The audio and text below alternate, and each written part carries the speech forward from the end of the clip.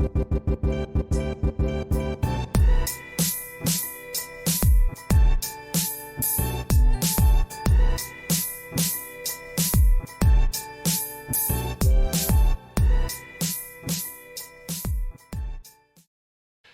right, we're alive. Ayo. Welcome to your Everyday Rich podcast. And we're your hosts. I'm Jenn. And I'm Jason. And Everyday Rich really celebrates unique versions of rich. We're just two millennials having living room conversations about important decisions in life that impact millennials, especially if those with immigrant roots, being raised with immigrant families. So, like finances, investments, career, side hustles, your 9 to 5, relationships. And everything in between. Pretty much. So, and, as we kind of go through this whole journey, we got a lot of these conversations. And you know what? Just want to take a moment to thank everyone, all like 9 people that subscribe and listen to these living room conversations, because it's your feedback and your support where you kind of let us know about like whether the things that we talk about are meaningful to you or they're relatable, right? Because I mean, if it's going through our heads, I'm assuming it's going through someone else's heads. Yeah, and the whole point is to empower you guys with some decision, like information, so that you can make the best decision, right? To define that whole thing about living rich. So living a rich life. Exactly. So thank you. I don't think we get to say that enough. So, but yeah, the interesting thing, the living room conversations as we kind of approach the end of the year, and I guess holidays are coming around the season, so we're recording this kind of early October, and then as you kind of get into the holiday season, there's going to be a lot more spending, but then also about like, okay, maybe there's some bonuses and some additional income that you made throughout the year, and this question about like, well, what should I do with it? What would I do with it if I had like $5,000 extra, $10,000 extra, like wherever? I don't know where you got it from, right? Mm-hmm. Let's say you paid off, like what you were mentioning, right, Jen? Remember we were talking about this earlier? You're saying like, you pay off all your bills, you got all your expenses kind of covered, and you kind of know where you stand. So this is your savings, right? And hopefully you know where you stand, guys. Like we've been preaching this already. So like your budget should already be telling you where you stand. Mm-hmm. So if you had some extra money, because we had some friends ask us this. Mm-hmm. Where would you put it? Yeah, where would you put it? Would you put it in a TFSA or would you put it in RRSPs? And that was a question I was specifically asked. Yeah, and we will focus today strictly on TFSA or an RRSP. Because it's funny because we went through this exact question ourselves a couple years, and we'll share that experience as well. Like when we started doing math and just digging more into it, and what we were told when we were, I guess, when we started working in our careers, and how that's kind of evolved and changed. But let's start with like, what are these two things? Like, okay. What are they about? Yeah, so all this stuff is Googleable, all right? Or yep. You can go get ChatGPT to kind of tell you the differences. But high level, so that you can kind of get the lay of the land. The TFSA and RRSPs are just different types of investment vehicles that the Canadian government set up for individuals 18 and over that allow them to save for quote unquote retirement. Retirement. Mm-hmm. All right. Quote unquote. Yeah, exactly. So they're just investment vehicles. And there's some subtle differences, but long story short, they're ways that you can park your money into an investment to allow it grow, so that somewhere down the road you get to take it out with some tax benefits. Yes. So everyone's very familiar with RRSPs. This is not the discussion about whether RRSPs are good or not. Okay, this is just defining, giving you the lay of the land. RRSPs are essentially an investment vehicle that are registered funds. So the Canadian government was like, okay, you're going to have these registered funds that essentially allow you to lower your taxable income. Well, it defers your taxes to a later time. Right. So so you contribute to an investment vehicle that gives you a tax refund, because essentially you're deferring the tax you would have paid on it. And the way it's done is it lowers your previous year's income. Mm-hmm. Right. So if I made $100,000 and I contributed $20,000 into my RRSPs because it's registered, the government says, hey, we like that because you're putting away to your retirement. We're going to give you a benefit of reducing your taxable income. So your taxable income would become $80,000 instead of $100,000. That's right. And as a result, your accountant does some math and you get a refund. Okay? Correct. But essentially, you're just deferring the tax. Correct. Because that $20,000 eventually puts into whatever investment, RRSP investment you have. When you take that out in the future, when you take that $20,000 back out in the future, it will get taxed. It will get taxed at your marginal, or is it nominal? Marginal. The word marginal? Yeah. It gets taxed at your tax rate at that time. Okay? Correct. And sometime and RSPs have been around for forever. Okay. And the whole caveat of that is you're making money now. You're in the higher quote unquote higher income tax bracket. The government is telling you that in the future, when you're retired, you're not working, and therefore you will be in a lower tax bracket when you're, let's say, 65, 70 years old. And therefore, at that time, when you take out that $20,000 that you had put in, 50 years ago, plus all the money you made off it over compounding, you will be taxed at the lower tax bracket in the future. Yeah, because the idea is the government assumes that when you retire and you quit, you don't have active income coming in. Correct. So let's call it your 9 to 5. Mm-hmm. You don't have your employer paying you a regular check. Yeah. So as a result, you have to draw and withdraw money from your, call it, piggy bank. And that piggy bank gets taxed. The government says, no, hold on a second. You're still being taxed. Yeah. We gave you a benefit and now you got to give it back. Okay, so that's kind of the caveat, but that's also just over the big picture of an RRSP. Yep. Not here to debate whether it's good or not. Okay. And sometime down the road, around 2009, the government decided, hey, you know what? Maybe RRSPs aren't made for everybody. Mm-hmm. Because remember what Jenn said here, there is a thing called your income bracket, right? Where depending on how much money you make, it is more beneficial for some individuals with larger incomes, higher incomes. In a higher tax bracket. In a higher tax bracket, because it lowers their overall taxable income. But if you don't make 6 figures or whatever, right? Well, is it actually beneficial to put it in RSP? Then they created this TFSA, tax-free savings account, in 2009, where individuals 18 plus would be allowed to contribute into a savings investment vehicle similar to an RSP at a much lower contribution amount. But the caveat there was it was tax-free. So you didn't get let's say a benefit of reducing your current income, right? So you didn't get money back from the tax man, but the tax man could not tax you down the road. Yeah. So that's the whole point of tax-free. So you put it in there, whatever it is, maybe it's just savings, maybe it's something.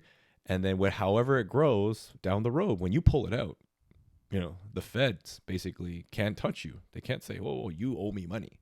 Yeah. So and the difference there is this TFSA account, you're putting in money after it's been taxed. So let's say you made $100,000, you got taxed, you came home with $60,000, and the money that you put in there it's like after tax amount. Yep. So it's already been taxed. Exactly. Yep. It's taxable contributions. So. And there's a maximum limit per year.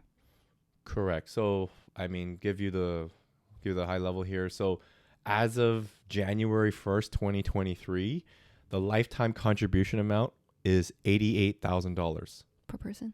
per individual 18 and over. Mm-hmm. So, if you never opened or never contributed to a TFSA before, You can put in 88,000 tomorrow. double check that. I think you can. I think you can. Yeah. I think you can. Yeah. There's yearly limits. However, if you've never contributed, then all the yearly limits are accumulated. Correct. Right. So it was kind of like this. Like basically in 2009, the government said, okay, you know what? We're going to open this up. It's the first year. You can contribute up to $5,000. Great. And then some people were like, hey, 5,000 is nice. We got to keep up with inflation. Mm-hmm. Is it just going to be 5,000? How about like 10% more, 5% more? Anyways, long story short, they upped it a few $100 every year. It went up to like $10,000 one year. I think it was 2015 or something. And then they clawed it all back to $6,500. The current year right now in 2023, you can contribute up to $6,500 for the year. Okay. Anyways. So there's a lot of benefits of that, right? So, absolutely, I mean, you compare a TFSA account to a regular investment account. TFSA, you put in $88,000. Every dollar you make off of that $88,000, you invest in an ETF, you invest in a stock, you invest in whatever it is. All the money you make from that does not get taxed. Yeah. You put in another investment vehicle, that's a regular investment account. You put in $88,000. Every dollar you make off of $88,000 will get taxed by the government at 50% of the gains, right? Yeah, so let me caveat this too. Like a TFSA is also technically registered, right? It's a registered investment vehicle that what Jen was saying, like called it an unregistered account, which means it's just a normal savings account or a normal high interest account or even a normal, like a normal investment account where I can put money to buy stocks. I can put money to buy bonds, mutual funds, whatever it is, ETFs. Investment account, yeah. Yeah, exactly. That gets taxed, right? Because it's not sheltered. So, that's the word. These are sheltered. Yeah. Right. So these are sheltered from tax, whether it's lifetime sheltering or like sheltered until you take it out. Okay. So hopefully that kind of clarifies for you. Yep. And the thing here, just before we move on to the whole, like, what would you do with 5,000? Because we have some scenarios, right? There are some cons to the TFSA. Okay. And because that's just how it works. It can't be all benefits and no drawbacks. Well, the government's not going to. Yeah, the government has to be able to take something from you. The government, yeah. Some benefit. Remember, the house always wins. And that's why we want to try to put the favor into us. Yep. The cons are basically obviously smaller contribution limits. So if you're looking at it, yes, depending on your income bracket, 5,000, 6,500 might not be a lot, okay, in the grand scheme of things, but it could be depending on where you are. So, but let's just call it for higher income earners, $5,000 might not be a lot. You could max that out very quickly, right? So then you're left to like, okay, well, what do I do now, right? The other, I guess, negative of a TFSA is like there's no tax deduction benefit. So it doesn't help you reduce your taxable income, right? Because like I said, it's a tax-free. So the government doesn't get to take taxes away from you. You shouldn't be able to benefit from reducing your taxes. Yeah. Oh man, that'd be awesome though, wouldn't it? Yeah. So Amazing. yeah, right? So for instance, like if under a non-sheltered, non-registered account outside of RSPs, outside of TFSAs, if you were to make money, let's just say I made $100,000, I would get taxed on the $100,000 as a dividend, right? And we'll talk about this somewhere another time. I want to actually really dive into this another time, but the government would tax you on that gain, right? That capital gain. Okay. Sorry, I'm not cutting. You made $100,000. Yeah, I'm talking about I'm talking about the scenario because I want to go back to this whole like being able to lower your income in a TFSA, which you can't do it. Right. So if I didn't have any of these TFSAs or RRSPs, Yeah. if I made money outside of my, call it normal investment accounts. You mean in your normal investment, not outside, in your normal In investment. my normal. Correct. Right. Outside of the TFSA. registered ones. Correct. Yeah. I would get taxed on that, right? Yep. As a capital gain. Yep. And the capital gain or as a dividend? No, you can't gain capital gain. Yeah, capital gains, right? So, and basically, so the government would tax you off of that. Now, on the flip side, if I lost money in that, and obviously the whole point is to never lose money, but sometimes that happens. If you did, you would be able to actually take that and say, hey, you know what? I lost some money. I want to be able to apply that to my income in my tax return. So you would actually be able to lower your taxable income because you took a loss, right? Versus if you took a loss in your TFSA, nothing happens. You cannot claim that loss. No. Okay. So I'm just trying to connect the dots of like how that would work in real time, real life. Yeah, there's a few more, but those are kind of the main ones. So, okay. So Jen. So the question is, let's say at the end of the month, you paid all your bills, you've, you work your 9 to 5, you paid all your bills, and you have, some money left over. Should you contribute that money into your TFSA or your RRSPs? Okay. As you're saving for your retirement. So there's a couple things, and we went through the same kind of thoughts when we started, I guess, pulling our finances together.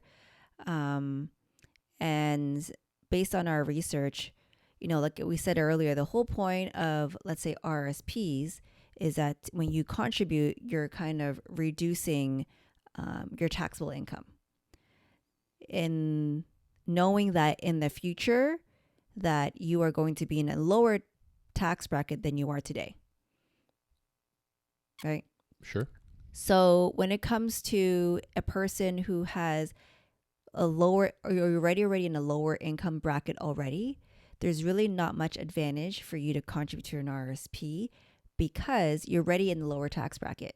So what income level would you be talking about here? Looking about 50 grand. Okay. Because you're already in the lower tax bracket. So if I'm making 50 grand or less. Correct. What you're saying is there is the benefit of a RRSP contribution is not as appealing as a TFSA. Correct. Because the whole point of RRSP is to reduce your taxable income. Mm-hmm. But if you are already in a lower tax bracket, it doesn't allow you to go down a tax bracket. Okay.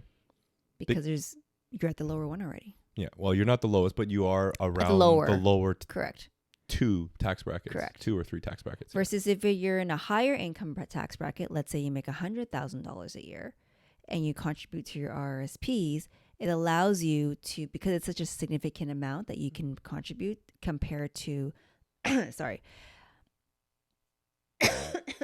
compared to like what you're making, it allows you to get into the lower tax bracket, which can decrease your taxable income significantly. Okay.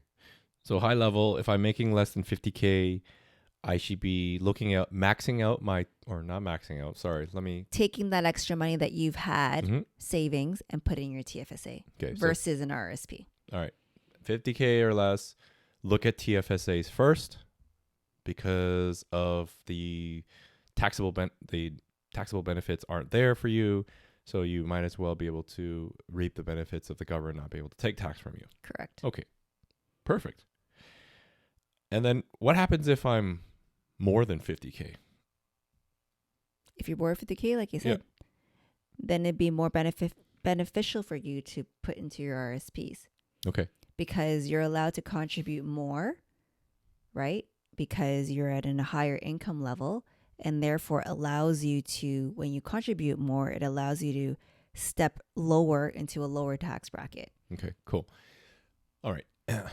One thing about this is I want to point out is if you are looking into putting money into your RSPs, okay, whether through it's your employer's contribution or through yourself, one thing to note here, like we've said this a few times, right? The whole point of an RRSP is tax deferral, right? So you're getting the tax money back now as a benefit, not to spend, but to actually compound that. Yeah. So one thing that I known and I've heard of when people get tax returns, okay, because of they had contributions and they lowered their tax bracket, they had RSP contributions, all that stuff. I've heard all these things before. It's like, oh, let's go on a vacation. Let's go buy a new car or whatever it was, right? Let's go buy something. And I'm just like, well, wait, hold on a second. You're kind of defeating the whole purpose of getting the money now. Yeah. And, you know, personal circumstances aside, if you're getting a tax refund, you probably are in a good position. Okay. And the idea is if you are spending that money, you are not taking the opportunity of compounding to do its wonders. So the idea is if I got money back from the tax man or tax woman,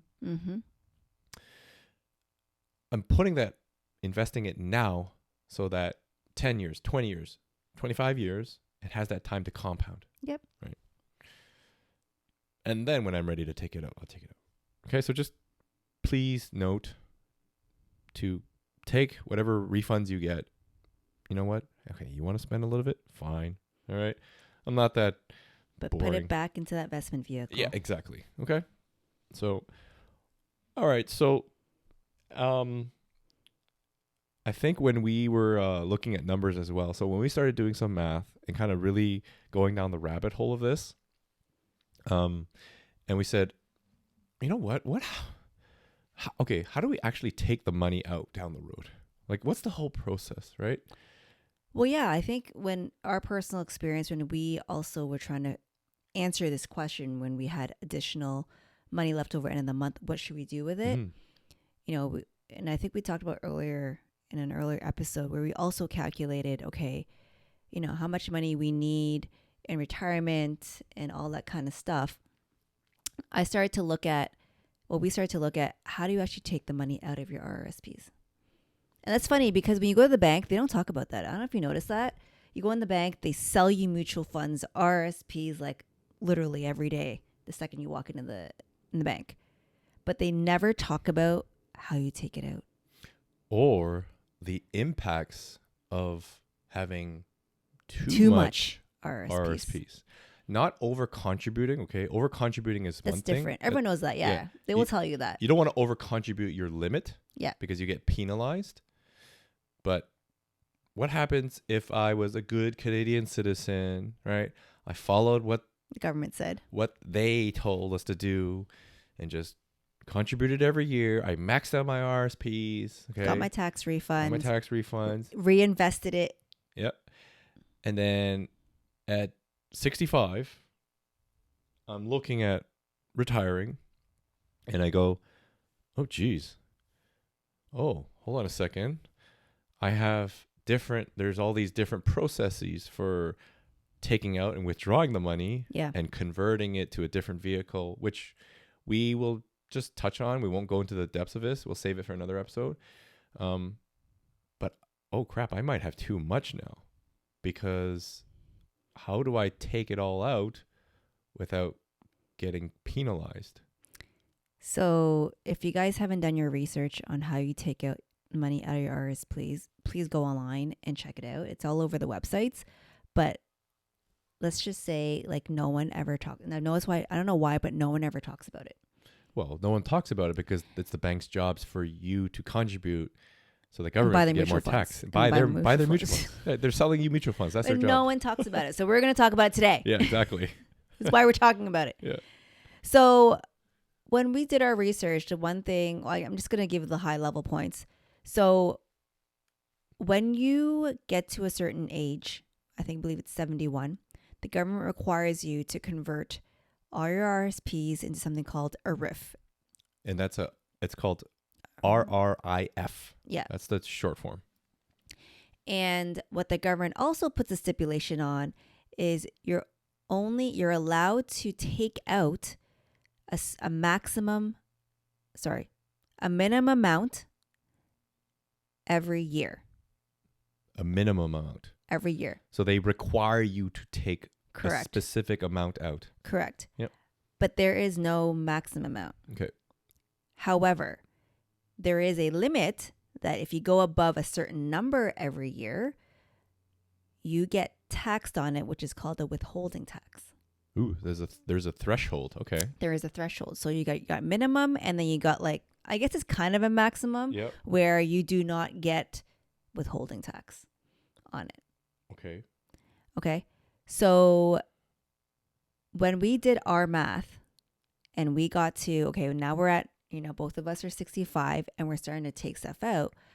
I was trying to do a calculation on how much do I take out every year, or do we take out every year without going into the withholding tax territory. And when I did the math and I, took out whatever required the amount was, I could not take out the RRSPs fast enough. Assuming I lived till like, I don't know, 80. Assuming it's like 85 or something. But who knows? Maybe only make it 70. I have no idea. Yeah. But the fact is that we got to 85 and I still hadn't taken my RRSPs. There are still RRSPs in my RRSPs. Okay. Which is a concern. Yeah, because all the money that you've saved up through the investment vehicle is still locked up in there. Yeah. Because the government penalizes you for taking out more than you want to. Correct. So if 1 year I decide, you know what, I made my investments made a hell of a return. I did really good, and I want to go buy a Porsche 911. Yeah. And I'm gonna go take it out of my RSPs because I'm allowed to do that, right? Yeah. I can't do that. Well, I could. Well, you could. But the federal government would tax the hell out of us. Correct. And that's what I mean. And that's the thing, right? Like the government assumes that you are going to be in the lower tax bracket at that age. But you're right. What if I want to take out more to go on vacation? I want to go buy a Porsche 911. And then what? Wait, do you actually want to go buy a Porsche 911? Not really. Oh, okay. I kind of want a Maserati, but anyways. All right then. Okay. But yeah, then you're at a point where there's no difference than what was before. You're gonna get taxed. You take out how much is a Porsche 911? $200,000? Yeah. Yeah. And what income bracket are you gonna be in when you're taking out $200,000? Close to the highest one. Exactly. So I'd owe more than 50% back to the government of my hard-earned investment money. Correct. My tax deferred just got taxed even more. Exactly. On top of the withholding tax that they've penalized you on. Yeah. So that's kind of where me and you got when we were analyzing. It's like we were, I think I started putting my RSPs, ever since we started working. Yeah, I think I was like 16 or 18. Something like that. Small amounts, but I mean, yeah. And that's because we've been told. Yeah. How many times have you been told? Yep. Put in your RSPs, get that tax refund because you get tax back from the government, right? But were you ever explained how you actually take it out? No. And this is, okay, part of this all started was when our parents were considering retirement. Oh, yeah. And they actually had to ask these tough questions with their bank. Yeah. And the bank advisors that couldn't really guide them. Yeah. Well, they were navigating this, right? Because both our parents, a couple of years ago turned 65. Yeah. And the retired. Exactly. And this whole thing about like, they had no idea about this. They have heard of something, right? Because their friends have started retiring and all that. But like, honestly, you think they actually gave it some thought until it really happened? No. And when they came asking us, we were like, whoa. I don't know. I don't know either. I know. And listen, like ChatGPT wasn't around, so I couldn't just go, hey, tell me how to do this. And we learned all these things. We learned with withholding tax. We learned about RRIFs. I had no idea what RRIFs are. Yeah. Then there's, old age security, where if you're actually taking too much money at RRSPs and you are considered to have too much income, you lose your old age security as well. So there's so many things that are like things that haven't been told to us or told to our parents about how we actually take this money out. Yeah, Which is really funny. It's annoying It because is really annoying, the way I actually. view it now is it's almost like when the bank sold us this, they probably had a bunch of disclaimers on there, but the biggest disclaimer at the bottom in my head now, it was like, oh, by the way, it's your your duty to figure out how to do this at the end. Yeah. 50 years from now, or 40 years from now. They tell you, you look at you look at what's out there, and they tell you, how do you plan to put your money into your RRSPs? Like, plan for putting your money in your RRSPs. But what's just as important, even when you're 30, 40, and as you're going to retirement, is figuring out how you're actually going to take your money out. And that's what I want to stress in this episode. It's not just putting money in, but having a plan to take your money out. Yeah. And sometimes if you don't know what you're doing, like, you don't want to make that plan when you're 65. Let's just say that. Yeah. Okay. Plan for it now. Plan how you're going to take it out now, because there are tax implications associated with taking that stuff out. Yeah. And this is where sitting down with a certified financial planner can help. Yeah. Okay.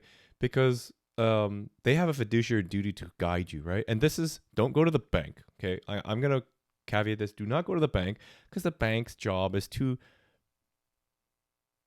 benefit the bank. Go to a pay per use or pay per hour, I would call it pay per service financial consultant or Yep. planner. Because essentially they'll be able to guide you based on your circumstances and what you want to do. How do you want to live your rich life, Mm-hmm. right? This idea, like Jen, like you're like really bang on about this whole thing. We're told to like save, invest, but never about like how to spend. Yeah. How do we actually spend the money that we save? Yeah. Right? Like all the hard-earned money that Yeah. you've put in these like investment vehicles, because you've been told to put investment vehicles. Don't get me wrong, investing is the way to go. It's just this particular vehicle that the government provides, there are lots of caveats to Yeah. it that, I just want to stress that make sure you read up on them and understand how to use them properly. Yeah. And by planning ahead, it allows you to not get into a position where you're at 64 or you're 65 or maybe you're 66, 67, then you have even less time to be able to figure it out. Yeah. And at that point, you're at this point where just like, now emotions start coming to play, because you're like, now you're stressed and you're like, I didn't know this was the case. Correct. And just like if you think about anything, if you're caught off by guard or by surprise, how do you feel? Yeah. You're razzled, you feel anxious. And when you compound that with your hard-earned money and your hard-saved money, you're like, I don't know what to do now, right? And you don't want to do anything rash like that. So you're mentioning old age security, right? Mm-hmm. So old age security, the OAS benefits are essentially a government, what do they call it? Like a government subsidy. I'm going to call it a government subsidy. Where when you retire, because of your contribution to the Canadian economy through income tax and all that stuff, you automatically get some money from the government. Yeah. Right? You're freaking contributing that right now. Yeah, Like, exactly. I want that money back. I'm like putting money into old age security. And if they tell me because I make too much money later and you're not giving it back to me, I'd be like, what the fuck? Yeah, exactly. And that's the thing, is that the government, because you took too much RSPs or RRIFs out, they claw back. They claw back. So which means that now your right to the old age security It's gone. is actually lowered or potentially gone. Yeah. Right? How annoying is that? So see, the government always tries to win. Yeah. So that's why we're talking about this, so you guys can plan. Okay. So how about okay, because when you get older, mortality comes into play. Well, yeah. What happens about you die too much with not too much money? Well, that's the thing. When we did our math, when we did our thing, we assumed, quote unquote, we live till 85. Yep. You don't know how long you're going to live, right? So if you can't take that money out on time, so let's say hypothetical situation, like, I pass away, I have RSPs left in or RRIFs, Yeah. we call it RRIFs, Yep. right? you can transfer my RRIFs to you. Yep. However, now you've got like even more dollar values in your RRIFs. And now in order for you to take it out, you've got to take out more every year. So hold on a second. So if your RIFs transfer to me, right, through, I guess, the standard, what do they call it? Like, not estate benefits, or is it estate benefit? I guess so. Anyways. Okay. It can transfer to you, but that's not taxed yet. Okay. It's tax-free transferred. Correct. Okay. It can be tax-free transferred between spouses. Okay. Right. So let's say, I had like $500,000 in RRIFs. Yeah. It would get transferred to you. Let's say you had $500,000. Yeah. Now you have $1 million in RRIFs. So I have $1 million. Yeah. And if I had $500,000 at that point and it's still, I couldn't pull it out enough without getting over penalized, now I've compounded my problem. And in reality, between a couple, one person's going to pass most likely first. Yeah. That is the reality. It's just a matter of who, right? Like that's just going to happen, right? So now you've doubled your problem because now you can't take it on time. So now you're going to take out big chunks of money because you're going to try and take out even more, which causes even more tax issues, right? So now you're going to be taxed even at a higher bracket. So this rollover of my deceased partner I could trigger this massive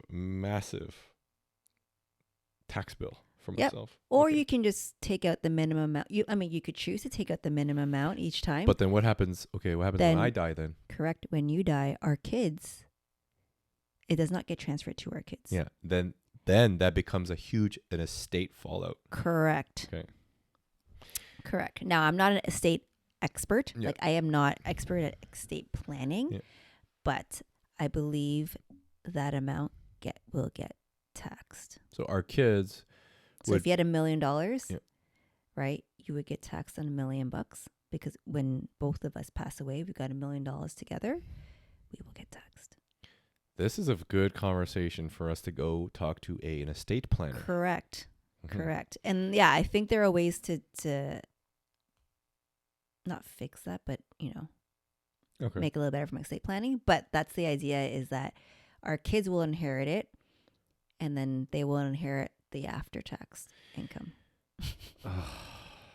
Doesn't that make you mad? Jesus. How the government sets us all up. We are all living in the matrix. Like I said, when the government sets these things up, they're not going to set it up that it was 100% in our favor. And this is why we're talking about, and this is why we researched it. These are the things that we found that we feel are not being shared openly, or just like it's there on the internet. So it's not like it's completely hiding it, but it's not really out in the open either, right? Of how to take out these RRSPs without having big implications. Well, okay. So then, all right. So then what do we do about this then? So what's the idea? Because originally, obviously, the whole the question was, if I had some money left over, right? We talked about less than 50 grand as your income, and now I have more. I'm a higher income earner. Okay, then what do I do? Do I actually go into the RRSPs, Jen? Because after hearing that, it might not make sense for me to put it into my RRSPs. So I think you have to do the math on, like what we did is, assuming that you're going to hypothetically max out or put in whatever value every year that you think, every year I'm gonna be able to save, $10,000, $5,000, $3,000, whatever it is. Just make a hypothetical number that seems realistic based on your own situation, and calculate how much will you end up with in your RRSP account at 65. Mm-hmm. And is that value, and then understand, okay, once you do that math, knowing how much you would take out every year. So let's say I need X amount every year to live my lifestyle that I want. When you take it out, what does that exit plan look like? Are you in between the threshold of the minimum and the maximum that the government allows you to take out for your RRIFs, or are you above it? Or like how are you going to take the money out every year as a retiree? and you got to plan it out. And that's why understanding how you exit is just really important, because then you can adjust now. The earlier you adjust, the better the situation will be when you're 65. Yeah, and if you guys are looking for some guidance, like we're feel free to DM us and let us know, because we are happy to share with you our spreadsheet that we did. And like obviously we tell everyone, do your own research first. We are not certified financial planners or anything like that, but we can at least point you in the direction of what we thought made sense for us. Mm-hmm. And maybe you ask more questions down the road. And here's another thing I want to mention that you're talking about, right? Like, remember this: the government wants you to be in a lower tax bracket. Yeah. Right. Or assumes. But I heard this term a few years ago when I was talking to other people investing, and this person told me, it was like, I want. This is the other person. Sorry, they're like, listen, Jason, I don't want to be in the lowest tax bracket when I'm older. Mm-hmm. I worked my ass off and made these investments to make me a lot of money. Yep. So that it can allow me to live my rich life at the highest tax bracket. I want to be in the highest tax bracket so I can enjoy all the fruits and opportunities that money provide. Mm-hmm. And to me, I was like, whoa, that kind of flipped the switch, right? Because the whole narrative has always been, no, you should be in the lowest tax bracket or a lower tax bracket. But what happens if I have reoccurring passive income? Yeah. Or a business that keeps feeding me money even after retirement? Or you've set up investments that give you dividends, right? That on top of your RRSPs, now you got even more money. Well, and that's why you have to adjust your plan.